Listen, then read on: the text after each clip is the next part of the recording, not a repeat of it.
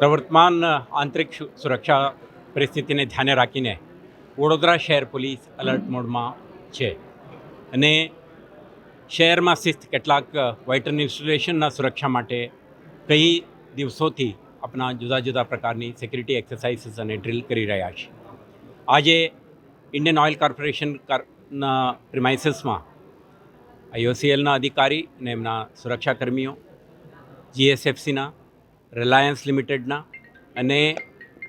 Heavy water પ્લાન્ટના ઉચ્ચ અધિકારીઓ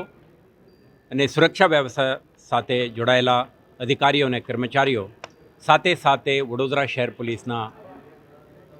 સંબંધિત પોલીસ સ્ટેશનના થાણા અમલદાર, ACP, DCP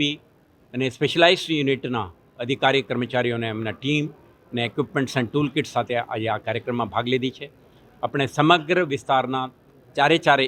એકમોના સુરક્ષા વ્યવસ્થાને આપણે સમીક્ષા કરી છે અને એમના સિક્યુરિટી ઓડિટ કરીને આપણે જોઈન્ટ એક્સરસાઇઝ પણ આજે કરી રહ્યા છીએ. આના હેતુ જે ઇન્ટરનલ સિસ્ટમ છે આ ફાઇન ટ્યુન થાય, જે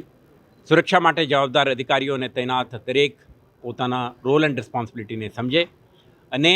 એમના જે ઇન્ટરનલ સિક્યુરિટી એપરેટસ સાથે પોલીસ વિભાગના તમામ અધિકારીઓ અને એમના જુદા જુદા ટીમો એક સિનર્જી સાથે, કોઓર્ડિનેશન સાથે, સંકલન સાથે કામ કરે, જેથી કરીને એકમોની સુરક્ષા કાયમ રહે. તે પ્રકારનું એક એક્સરસાઇઝ આજે કરી છે અને તમે જોઈ શકશો કે BDDS, SOG, PCB, DCB અને લોકલ પોલીસ સ્ટેશનના ટીમો સાથે સાથે CISF અને સિક્યુરિટી એજન્સીઓના અધિકારીને એમના ટીમ્સ